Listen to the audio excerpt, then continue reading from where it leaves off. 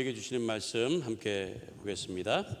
마태복음 19장 27절부터 30절까지 말씀입니다. 마태복음 19장 27절부터 30절까지 말씀, 우리 같이 한 목소리로 받들어 읽겠습니다. 이에 베드로가 대답하여 이르되 보소서, 우리가 모든 것을 버리고 주를 따랐사온데 그런즉 우리가 무엇을 얻으리이까? 예수께서 이르시되 내가 진실로 너희에게 이르노니 세상이 새롭게 되어 인자가 자기 영광의 보좌에 앉을 때에 나를 따르는 너희도 12 보좌에 앉아 이스라엘 12 지파를 심판하리라. 또 내 이름을 위하여 집이나 형제나 자매나 부모나 자식이나 전토를 벌인 자마다 여러 배를 받고 또 영생을 상속하리라. 그러나 먼저 된 자로서 나중되고 나중된 자로서 먼저 될 자가 많으니라. 아멘. 하나님의 말씀이었습니다. 우리 서로 인사 나누고 말씀 듣도록 하겠습니다. 오직 예수, 줄여서 예 인사하시죠. 예.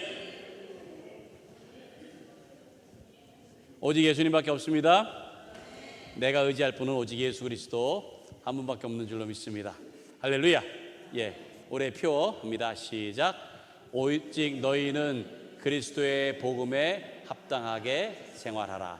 빌립보서 1장 27절 말씀. 할렐루야. 한 아이가 쓴 시가 있어서 제가 소개를 합니다. 보세요. 제목이 행복한 우리 집. 우리 집에서 2명이 빠졌다. 누나 둘이 스키 캠프에 갔다. 수요일까지 이틀 동안 집에 없다. 행복한 우리 집. 뭔가 좀 애절하지 않아요?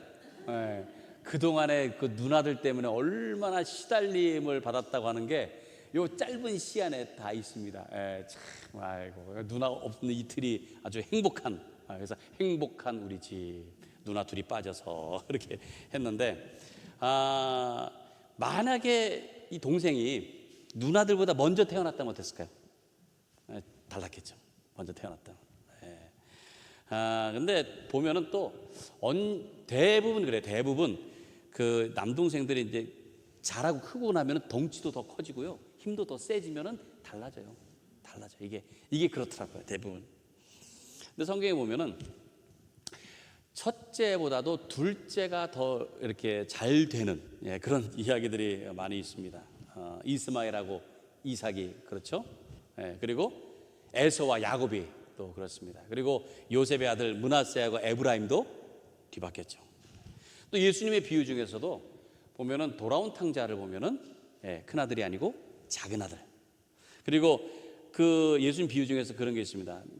불순종하는 큰 아들, 자기 가겠다고 해서 안 간, 그리고 못 가겠다고 하고서는 간 순종한 작은 아들에 대한 그런 비유를 하는 걸 보면은 어쨌든 성경은 좀 그렇게 역전이라고 그럴까요? 좀 이렇게 바뀌는 그런 얘기들이 많이 있습니다. 그러니까 성경은 먼저 되었다고 해서 꼭 먼저가 아니라고 하는 것을 우리에게 보여주고 있습니다. 오늘 가라사대 말씀은 먼저 될 자가 많으니라죠. 먼저 될 자가 많은. 근데 사실은 제가 나중될 자로서 먼저 될 자가 많은, 이걸 다 넣으려고 했더니 너무 길어요. 이게 주보에 다 들어가지도 않고. 그래가지고 제가 줄였는데 사실은 나중된 자로서 먼저 될 자가 많으니라라는 말씀을. 여러분들은 어떻습니까? 먼저 된 자라고 생각하세요? 여러분들? 아니면은 먼저 되었는데 나중될지 몰라서 불안한 그런 상태에 있나요? 한번 여러분들 자신 한번 돌아보세요. 이왕이면은 먼저 된 자로서 먼저 되는 것을 끝나길 바랍니다. 이게 뭐든지 끝이 중요한 거예요. 끝이 중요해요. 여러분, 얼마 전에도 이제 동계올림픽을 했었습니다만 지금은 이제 패럴림픽에서 또 장애인도 하고 있는데, 그 동계올림픽 종목 중에서 어떤 게 있는가 하면 스피드 스케이팅인데 전에는 없었어요. 근데 얼마 전부터 생긴 게 뭐냐, 매스 스타트라고 하는 그런 경기입니다. 그게 뭐냐면은 한 20몇 명이 이제 같이 시작을 해요. 그 스피드 스케이트인데 시작을 해가지고 16바퀴인가를 돌아요. 16바퀴. 굉장히 긴 바퀴죠. 근데 돌면서 중간중간에 뭐 6바퀴인가 뭐 10바퀴인가 이렇게 해서 중간중간에 그 포인트를 얻는 데가 있습니다. 그래서 거기를 제일 먼저 통과한 선수에게 더 이제 많은 점수, 두 번째, 세 번째 점수가 매겨져요. 그 점수를. 그러니까 포인트를 얻는 거예요.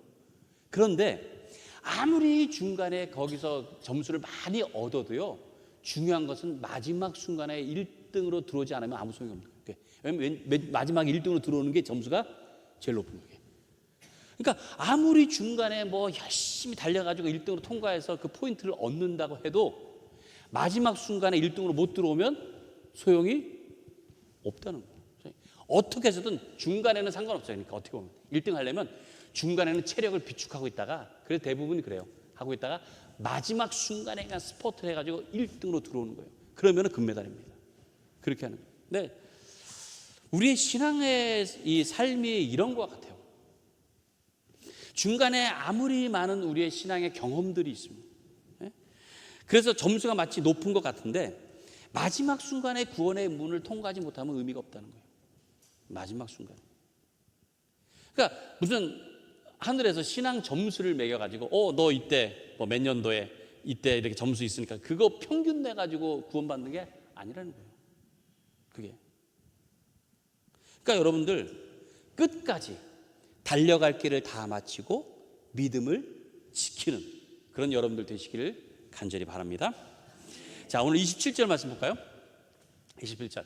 이에 베드로가 대답하여 이르되 보소서 우리가 모든 것을 버리고 주를 따라 싸운데 그런즉 우리가 무엇을 얻으리까? 베드로가 보면 항상 제일 먼저 나섭니다. 베드로가. 근데 오늘은 제자도 어찌 보면 제자를 좀 대표하는 그런 입장으로 예수님께 이제 말을 하는 거예요. 우리가 모든 것을 다 버렸다는 거예요. 모든 것을 다 버리고 주님을 따랐습니다. 라고 하는데 이 말을 왜 하게 되었는지 그 배경을 우리가 좀 잠깐 먼저 좀 살펴봐야 됩니다.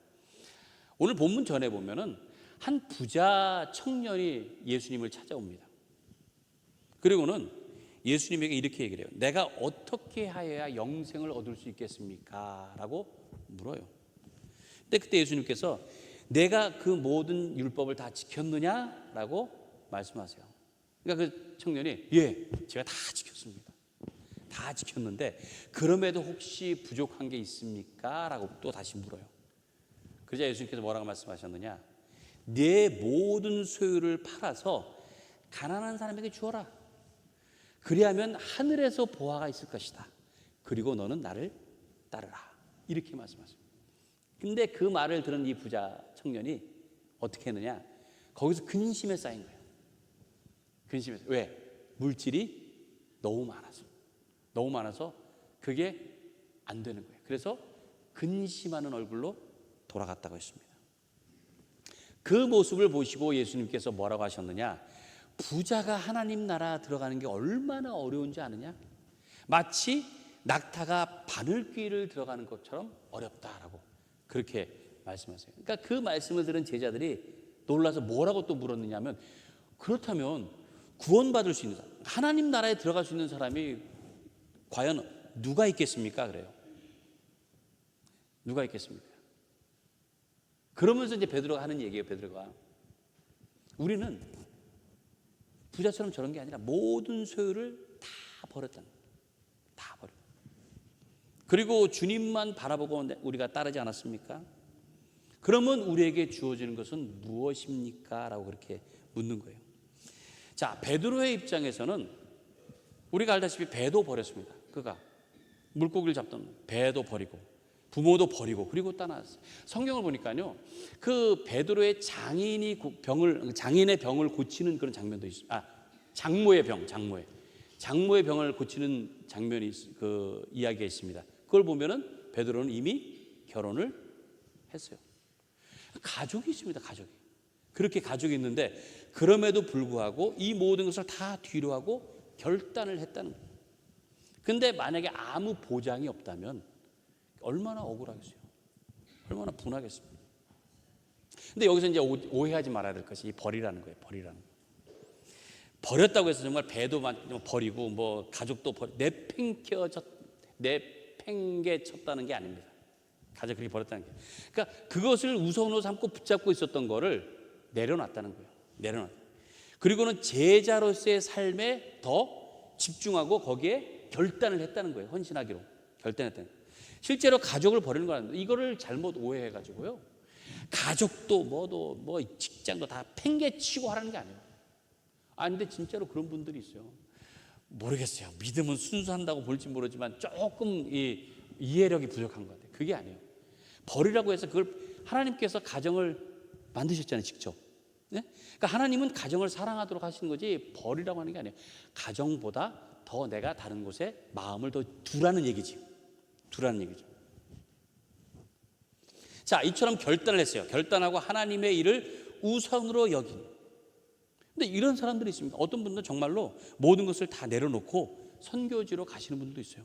그래서 평생을 선교를 하시는 분들도 있어요. 또 어떤 분은 선교까지는 못하더라도 내가 있는 주어진 환경에서 내 시간을 내고 내 물질을 바쳐서 열심히 섬기고 봉사하는 분들이 있어요.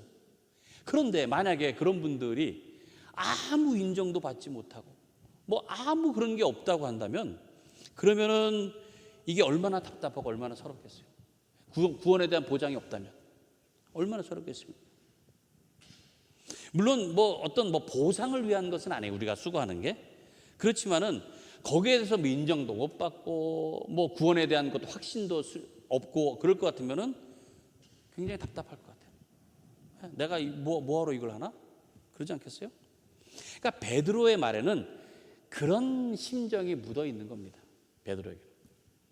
부자 청년이 자신의 소유를 버리지 못한 것에 비하면 우리는 다 버렸다는 거예요. 우리는 다.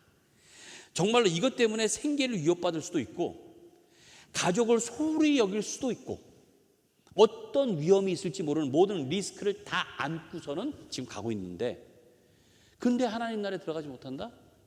그럼 얼마나 허무하겠습니까? 얼마나 허무하겠어요. 이에 대해서 예수님께서 분명하게 말씀하십니다. 28절 29절입니다. 예수께서 이르시되 내가 진실로 너에게 이르노니 세상이 새롭게 되어 인자가 자기 영광의 보좌에 앉을 때에 나를 따르는 너희도 12보좌에 앉아 이스라엘 12지파를 심판하리라. 또 내 이름을 위하여 집이나 형제나 자매나 부모나 자식이나 전토를 벌인 자마다 여러 배를 받고 또 영생을 상속하리라. 자, 진실로라는 게 뭐예요? 아멘이라는 뜻이에요. 아멘. 원어가. 그러니까 예수님께서 이건 확실하다는 말씀이에요. 확실하다는. 그러니까 어떤 모양으로든지 헌신을 하고 섬기는 것에 대해서 하늘에서 반드시 보상한다는 거예요. 반드시 갚아주신다는 거예요. 아무리 작은 헌신이라도요, 다 하나님이 기억하세요.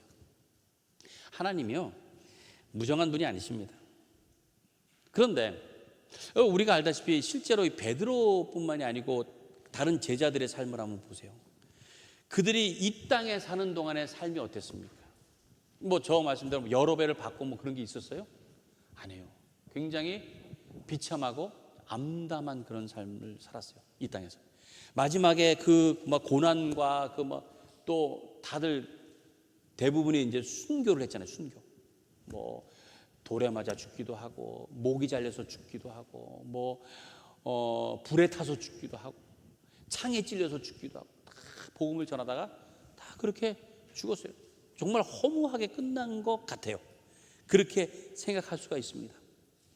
그런데 그 삶이 우리가 지금 생각할 때 헛된 삶입니까? 헛된 삶이었어요? 저는요, 지금 그 제자들은 모두 다 하나님 나라의 영광 가운데 있는 줄로 믿습니다. 그리고 이 땅에서도 지금까지 그들의 이름이 얼마나 귀하게 여겨집니까? 하늘의 영광을 드러내면서 밝히는 역사의 인물들이 다 되지 않았어요? 우리가 이 땅에서의 삶이 전부라고 한다면 이런 복은 사실 의미가 없어요. 예수님께서 말씀하신 거예요. 만약에 죽으면 그만이라고 한다면, 죽기 전에 우리가 다 받고 다 누리고 살다가 죽어야 되잖아요. 그렇죠? 죽기 전에. 그러기에는 이 땅의 삶이 너무 짧습니다. 여러분, 예? 길지가 않아요. 언제 헌신하고 언제 복을 받고 언제 누리다 가겠어요, 우리가. 그냥 내가 알아서 잘 사는 게 더 낫지 않아요? 그럴 것 같으면. 그래서도 영생의 복이라는 게 귀한 겁니다. 그래서 이 땅에서 끝나는 게 아니라는 거예요. 그러니까 우리는 느긋할 수가 있는 거예요. 이 땅에서 끝이라면 지금 이러고 있으면 안 돼요, 여러분. 이러고 있으면 안 돼요. 여행도 가요. 예? 즐기고 뭔가 누릴 게 얼마나 지금 많은데. 근데 그게 아니에요. 우리는 이 땅에서 것이 끝이 아니라는 거예요. 죽은 다음에 나의 헌신이, 나의 수고가 하늘에서 영원토록 누릴 수 있는 복이 있다는 거예요. 복이. 예수님께서 그걸 말씀하시는 거예요. 복이 있다는 거예요. 그래서 이 땅에서 내가 언제 받고 언제 누릴까 우리가 초조해할 필요가 없다. 고민할 필요가 없다는 거예요. 내가 죽도록 충성하라. 그리하면 생명의 면류관이 내게 있으리라. 이 약속 믿으십니까? 이 약속. 우리의 삶은 이 땅에서 끝나지 않습니다. 그러니까 여기에 연연할 필요가 없어요. 끝까지 충성하고 끝까지 잘 감당하면 하나님 나라에서 영광 가운데 그 면류관을 받을 그 모든 복을 누리게 되는 것입니다. 자, 그런데 30절 보세요. 30절. 그러나 먼저 된 자로서 나중되고 나중된 자로서 먼저 될 자가 많으니라. 하나님께 헌신하고 수고하였다고 해서 상을 받는데 말 그대로 딱 정해진 공식대로 요만큼 이렇게 딱 정해 그런 게 있는 게 아니라는, 그런 게 아니라는 거예요. 그래서 천국에 가면은 놀랄 일이 많다 그러잖아요. 당연히 있을 사람이 아무리 찾아도 없고, 당연히 안 올 거라고 생각하는 사람이 거기 있어서 놀랄 거예요. 물론 우리가 가야 놀래든지 말든지 하겠죠. 물론 여러분들 다 가셔야 돼요. 우리 다 천국에서 만납시다. 만나서 한번 따져보자고, 이렇게 누구 왔는지. 그래서 놀랄 일이 많다 그러잖아요. 먼저 된 자와 나중된 자는 어떻게 보면 자기들 스스로 선택을 한 것이고 애쓴 결과라고 생각할 수도 있습니다. 그런데 이것이 내 선택, 내 수고와는 다른 결과를 가져오게 된다는 거예요. 이게 무슨 뜻입니까? 이게 나는 아무것도 영향을 줄 수 없다는 거예요. 전적으로 하나님의 은혜라는 말씀입니다. 전적으로. 그러니까 내가 한 것이 아무것도 아니라고 해서 그 때문에 억울할까요? 내가 이렇게 수고한 게 이것 때문에 기분 나쁠까요? 오늘 이 말씀을 하신 다음에 예수님께서 한 가지 비유의 말씀을 하세요.